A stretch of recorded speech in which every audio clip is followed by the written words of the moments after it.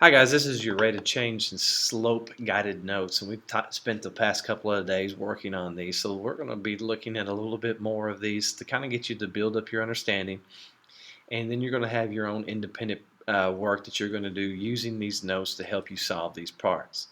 Our essential question of what we want to know is here is to improve ourselves is how do we find the rate of change or slope? And we've talked about that a couple of days with our water experiment that we did on last Friday, our toothpick activity that we've been looking at, and then also when we looked at some rate of change with our examples that we were looked at on Tuesday. So basically, let's just kind of review again what a rate of change is. If you think about it, what it is, it's just a ratio, which is a fraction. And so we're going to take that ratio of what is our change of our y values, and we're going to put it over the change of our x values. So what happens is we want to know how do my x values change compared to my y values change compared to my x values change. And when I find that out, I can put them together in a fraction or a ratio, simplify it, and it will tell me what is the rate of change per one thing. And that's what I want to find out in this information. So let's take a look at a couple examples here with us and see how we do on these. The first one here gives us a table that we have and talks about Eva. She records how many yards she mows and how much money she earns. And I want to see how if the rates of change are going to be the same from day 1 to day 2, day 2 to day 3, day 3 to day 4. I want to see if that's a constant change, if it is or if it's not. So before I set this thing up though, so I can set up my ratio, I got to know what is my x variable. What am I going to be looking for the change for my x's? If I look on my table here, the top one, number of lawns, is going to be my x value. So number of lawns. This is what we call my independent variable. My output is going to be money earned. This is my dependent variable. The number of monies that she earns depends on how many lawns she mows. She doesn't mow a lawn, she doesn't earn any money. The more lawns she mows, the more money she makes. The less lawns she mows, the less money she makes. So the money earned is dependent on how many lawns that she mows.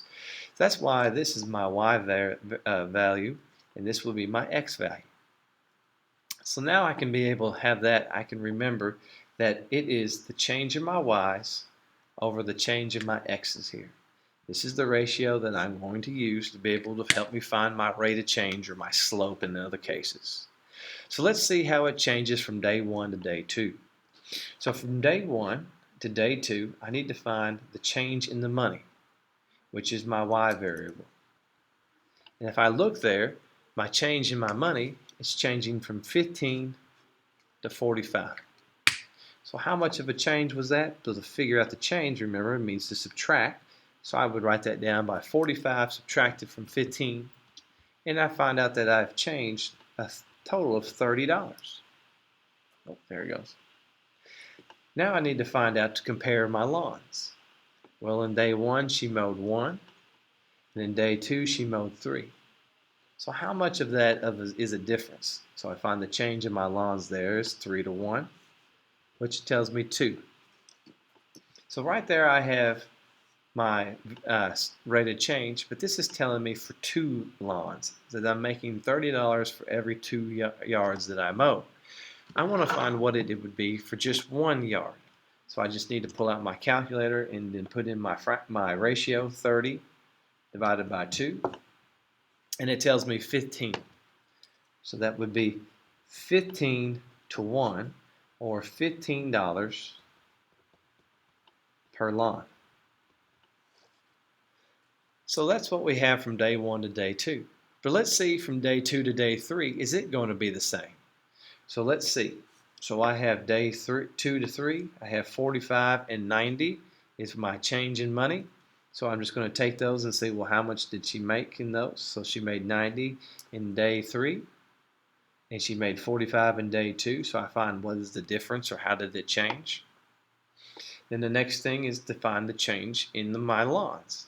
Well, she mowed 6 in day 3, and she only mowed 3 on day 2. So that's a total of a change that I can find by subtracting those two as well. So when I subtract that, I get 90 from 45, which is going to give me 45.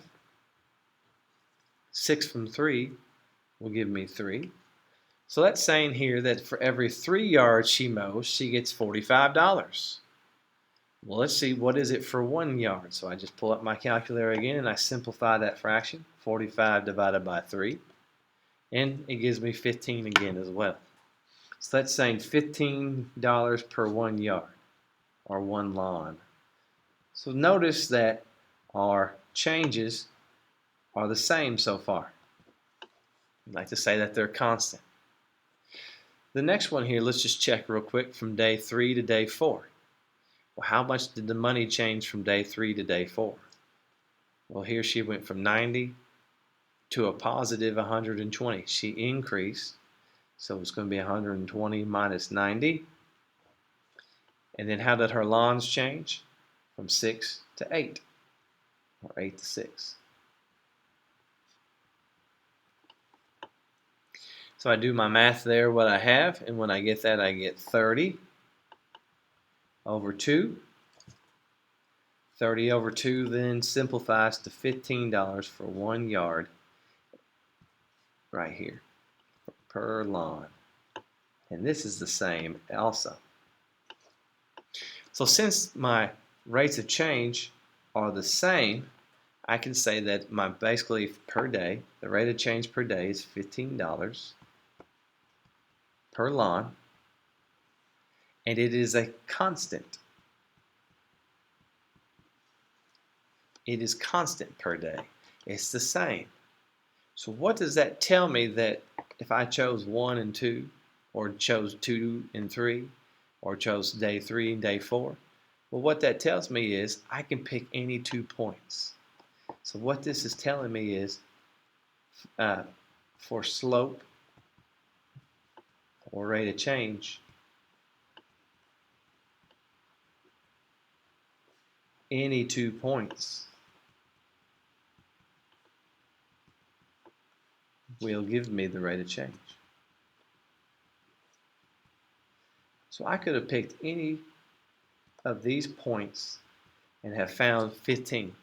I could have picked day 1 and day 4. If I minus those, if I did that, it would have been 120 minus 15. That would have been a change of $105. And then how did my yards change from 1 to 8? So 8 minus 1 is 7. 105 divided by 7 gives me 15 as well. So any points, any 2 points. So all we need is just 2 points. And that's what I want to see, have you see, that because these are all the same, any 2 points will give me the rate of change, because it is a constant. In this unit, we're just dealing with straight lines, which are constants. So we won't be able to have anything that's going to be changing in that case. So let's look at the next example that we have. It is a table that we have here, and it didn't print off very well, but I'm going to try to help you with what's best there that we have. So you have your points on your graph, and if you see that right here, this point right here is going to be 1, 15. This point right here is 2, 30. Oops, 2, 30. This point right here is going to be 3, 45. And then this point right here that's given to you is 4, 60. And we want to see, well, how do you use it if it's got a graph? And this is about Nathan. He's bicycling over time. Hopefully, we will be able to see if these rates of changes are the same as well, and that it doesn't matter which 2 points we want to pick. So if you notice here, we want to be able to see what we have. So it says, notice you have points that are on a line on your graph. We are going to use these points to calculate the rate of change. These are just ordered pairs just as the same as was in this example. So let's take a look at what happens. So if you notice here, we have down here, this is time, and that is my independent variable, or my x. And then over on my right hand, on my y-axis, that one is distance. This is my y. It depends. So it depends on how much time went by on how far I went on my bike. So that's why this is my dependent variable, and time is always my independent variable. So I just set it up using my ratio. Change of y's over change of x's. That's all it is. Change of y's over your change of x's. And so I can be able to solve that. So here's your ratio. I just changed the y into distance and changed the time into x. Okay? So let's look at from 1 hour to 2 hours. So how did 1 hour to 2 hours change? Well, how did my distance change? Those are my y values. My distance changed. I will highlight that for you. It changed from 30 to 15. So that's a distance change of 15 there.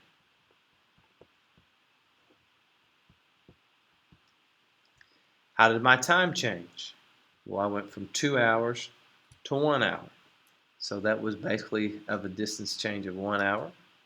And when I find that out, I get my answer here to be 15, in this case, what we have here, 15 miles per hour. There's your rate of change.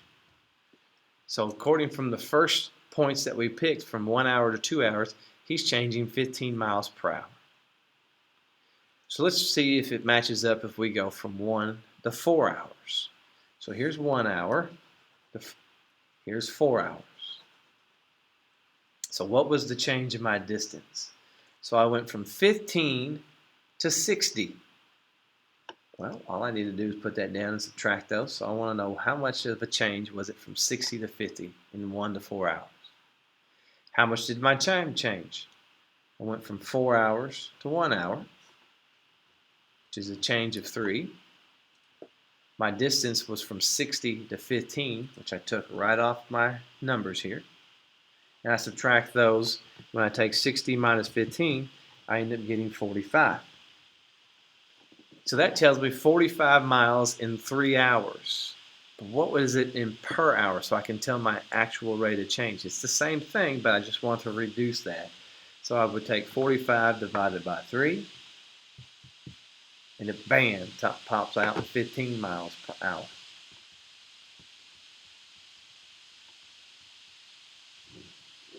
There it is. So far, those are the same as well. So it looks like, again, just as we stated before, it doesn't matter which 2 points I pick. As long as it is a constant change, any 2 points will work. And that's all we're going to be dealing with in this unit. So if I do it again, we'll see from 2 hours to 4 hours. So here's 2 hours. Here's 4 hours. The distance, remember, is your y variable. So I changed from 30 miles to 60 miles. So that distance change is 60 minus 30, which gives me 30. How much did my time change? Well, I rode for 2 hours, then I rode to 4 hours. That change is 2 hours, positive 2. So I get 30 over 2. What is that telling me? It's saying you rode 30 miles in 2 hours. But what is it in just 1 hour? These will be equivalent, but it's just simplified. So what I do there is I just take 30 and divide it by 2. It tells me 15 again. And so here he rode 15 miles per hour. And that is my rate of change right there. So my rate of change here per hour is 15 miles. And it is a constant.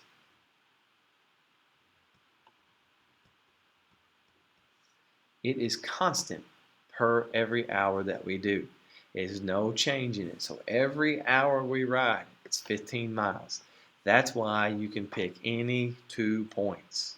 Any 2 points, as long as you find those changes, you can be able to determine what is that rate of change. So there's a reflection part here. Does it matter what interval or 2 points that are on your line define the rate of change? Does it matter what 2 points I pick or the interval of time? Does it matter if I went from 1 to 4 or just 1 to 2 or 2 to 4 or 0 to 4 or whatever? No, it doesn't. It doesn't.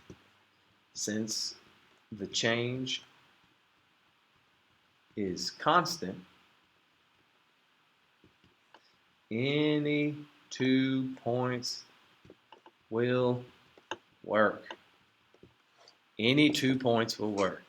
When we're finding slope, it's going to find any 2 points will work using our constant rate of change.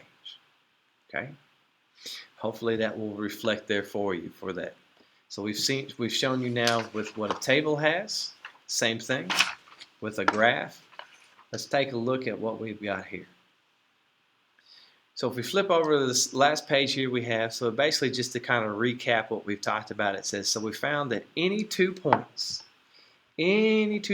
located on a line in a graph will be able to find the rate of change, or what we call slope, just the steepness of it. So remember that the rate of change is the ratio of the change for the rate of change and slope is just basically, remember that the ratio is it's the change of y's over the change of x's. Is changing of how your y's change over your change of how your x's change. That's all it is. Rise over run. You're going to hear me say that here in a few minutes too as well. Okay? So the change of y's is blank or blank of the values. So basically define the change of the y's is just basically the subtraction or basically just how they move up and down. So the change of the x's is the same way again. So when we find the change of the y's, it is how they move, or it is the subtraction of my values. It is the subtraction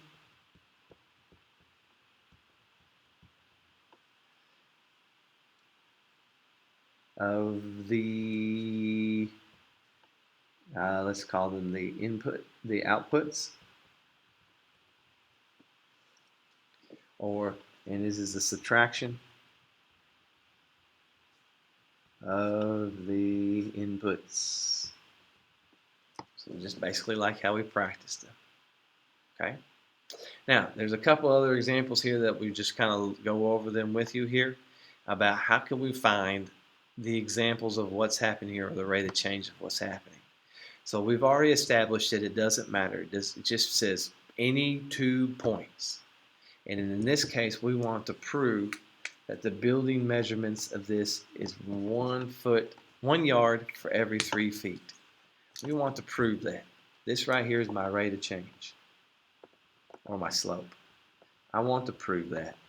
And all I have to do is just pick any 2 points. So I like to let's just pick this point right here, and let's pick that point right there. So if you remember what my ratio is, it's how my y's are changing over how my x values are changing. And my y values here are my yards. So how do they change from 4 to 25? Well, to figure that out, I'm going to subtract them, and I get 21. And then I need to find out how my feet are changing.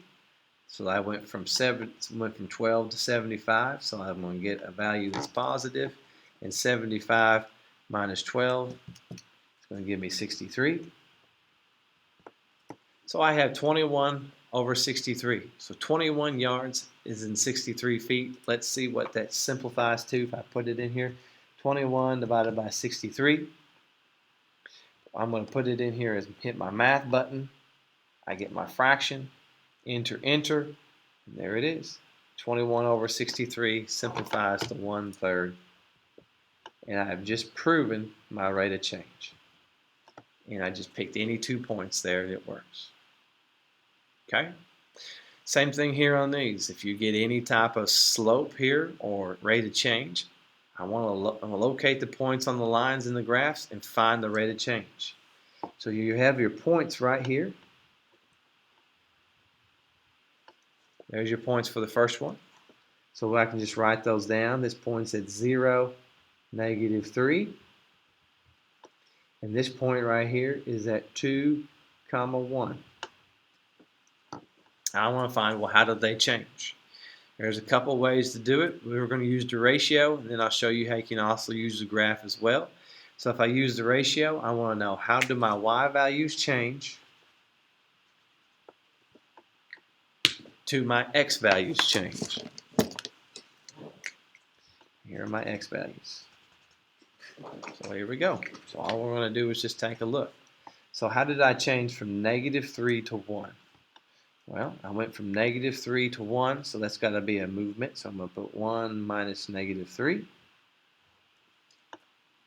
And then I have 0 to 2. So I changed from went from 2 to 0. And now I just solved that. 1 take away -3, it's going to give me 4. And 2 take away 0 is 2.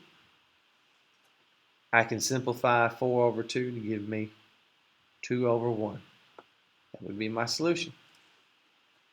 So let's see if that works. So a way to check that is, let's move. So remember, this is positive y. This is positive x.